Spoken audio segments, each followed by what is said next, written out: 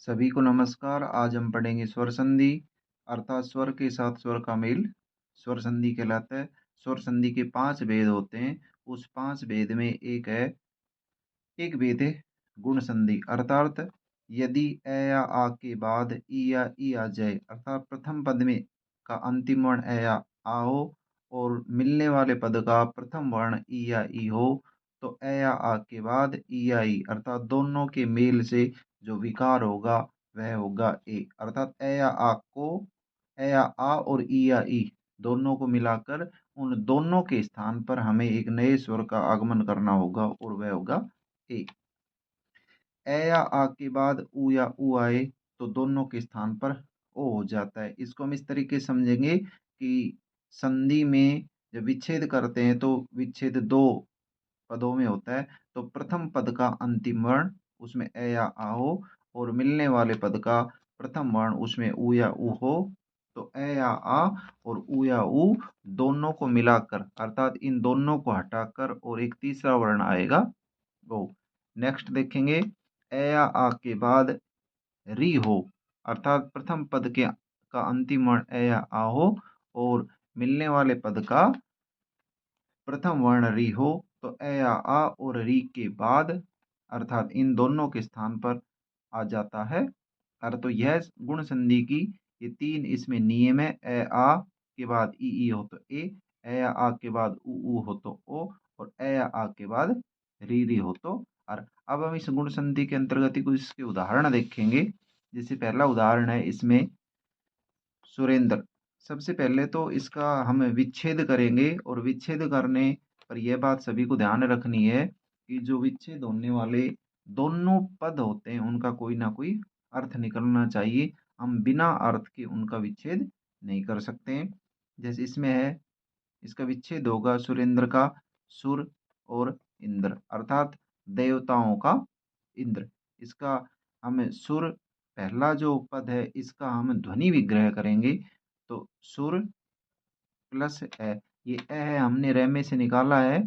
ये रे इसलिए निकाल के हमने रखा है इसमें ये थोड़ा अच्छी तरीके से तुम्हारी समझ में आ जाए और संधि करने में तुम्हें समस्या ना हो। सुर प्लस ए प्लस इंद्र इसमें ए और ई ध्यान यहाँ ध्यान दीजिए ए और ई दोनों में जब हमने संधि की है तो दोनों को संधि के बाद एक विकार होता है और उस विकार का परिणाम ये होता है कि यहाँ ए आता है अर्थात ए और ई दोनों को तो हम हटा देंगे और इसके स्थान पर ए लिख देंगे। यहाँ हमने नीचे इसमें ए और ई को हटा दिया और उसके बाद सुर प्लस ए प्लस इंद्र ये ए है। ये इस रे के ऊपर हमने मात्रा लगा दी तो जो वर्ण संरचना बनी वो बनी रे। तो सुरे प्लस इंद्र और शब्द बना इसमें संधि का सुरेंद्र।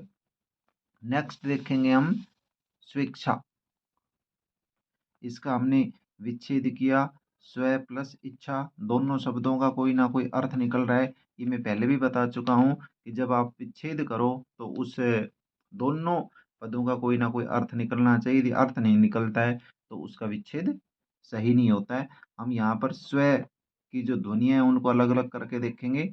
स्व प्लस ए या हमने ए इस वे में से अलग कर लिया है और वे के हलंत लगा दिया है और अंत में हो गया इच्छा। अब यहाँ देखेंगे ए और ई।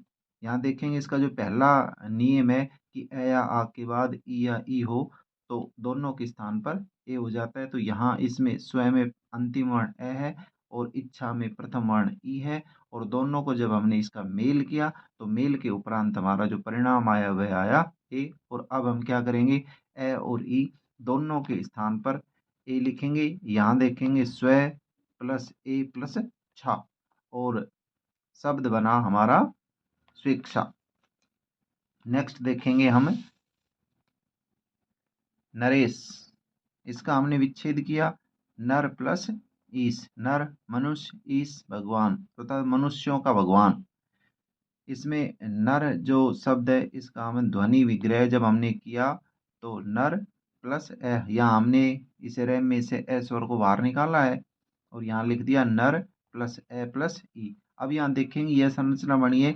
इस संरचना में प्रथम पद में ए निकल गया और ईस का ई हो गया, तो ए या आ के बाद ई है, और ए और ई इस दोनों को हम हटाएंगे। ये ध्यान रखना है कि ए और ई दोनों को हटाएंगे और दोनों के स्थान पर एक नए स्वर को लिखेंगे, एक को। तो यहाँ देखिए नर, नर के रे में हलंत लगा दिया हमने, नर प्लस ए और प्लस से, और ये ए है इस हमने इसमें रे में मिला दिया, रे हो गया, तो नरे प्लस से और शब्द बना हमारा नरेश। नेक्स्ट देखेंगे प्रेक्षा का जब हम विच्छेद करेंगे तो प्रे प्लस इक्षा, और प्रे को जब हम इसकी ध्वनि संरचना को अलग अलग करके देखेंगे तो प्रे है पे, रे और ए। ये ध्यान रहे प्रे में पे को अलंत कर दिया, रे को अलंत कर दिया, ए को हमने इसको समझाने के लिए अलग निकाल के रख दिया, और पे रे ए और हो गया इक्षा। इस ए और ई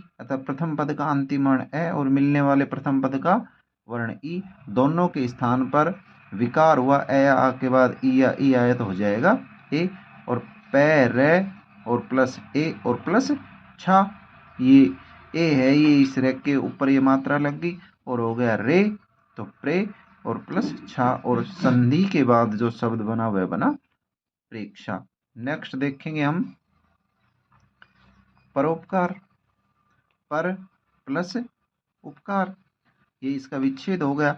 इस पद का भी कोई ना कोई अर्थ निकल रहा है और इस पद का भी कोई ना कोई अर्थ निकल रहा है। पहले बार बार इस बात को बताया जा रहा है कि दोनों पदों का अर्थ निकलना चाहिए, यदि दोनों पदों का अर्थ नहीं निकलता है तो वह विच्छेद सही नहीं होता है। पर जो शब्द है इसमें हमने स्वर को अलग करके लिखा, तो पर प्लस ए प्लस उपकार, या प्रथम पद का अंतिम वर्ण ए हो गया और मिलने वाले प्रथम पद का वर्ण उ हो गया, ए और उ दोनों को हटा देंगे, अर्थात दोनों के स्थान पर एक नया वर्ण आ जाएगा, वह आ जाएगा ओ। यहाँ हमें देखेंगे ओ, हमने इसमें ए भी हटा दिया और यहाँ से उ भी हटा दिया है, तो पर प्लस ओ प्लस पकार, और संधि के बाद जो शब्द बनाया वह बनाए परोपकार।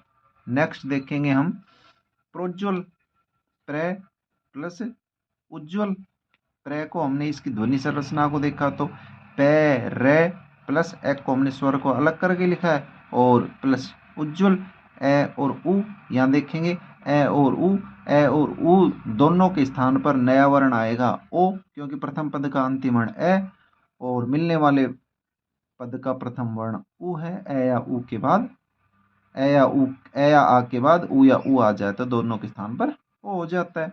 तो पर प्लस ओ प्लस ज्वल, ए और उ दोनों के स्थान पर हमने यहाँ ओ लिखा है, तो ये ओ है, ये पर में मिल गया तो हो गया प्रो, और लास्ट में होगा ज्वल, और ये हो गया प्रोज्वल।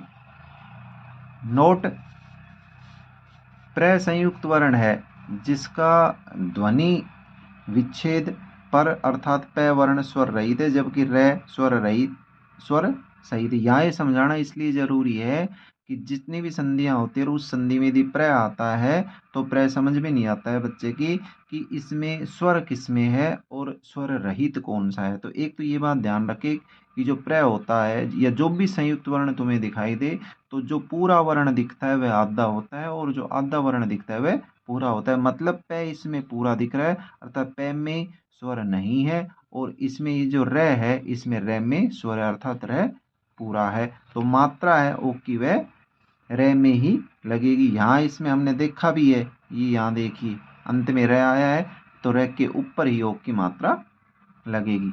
उदाहरण है एक नवोढ़ा,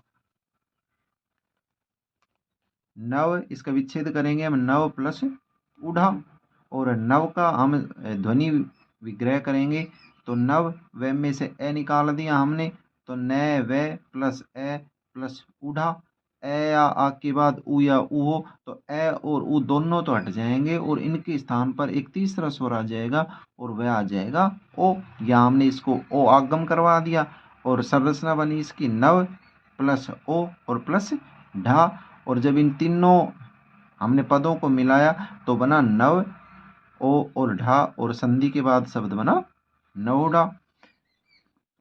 नेक्स्ट देखेंगे हम महर्षि, महा प्लस ऋषि, महा को हमने इसकी ध्वनि संरचना अलग अलग करी तो मह प्लस आ प्लस ऋषि, ए या आ के बाद री आता है, तो ए या आ और री दोनों का लोप होकर और एक नया वो संरचना आएगी, अर मह प्लस अर प्लस सी, और ये अर है ये इसमें मिल जाएगा तो महर हो जाएगा, और सी और संरचना हुई इसकी, अर्थात संधि बनने के बाद शब्द बना महर्षि।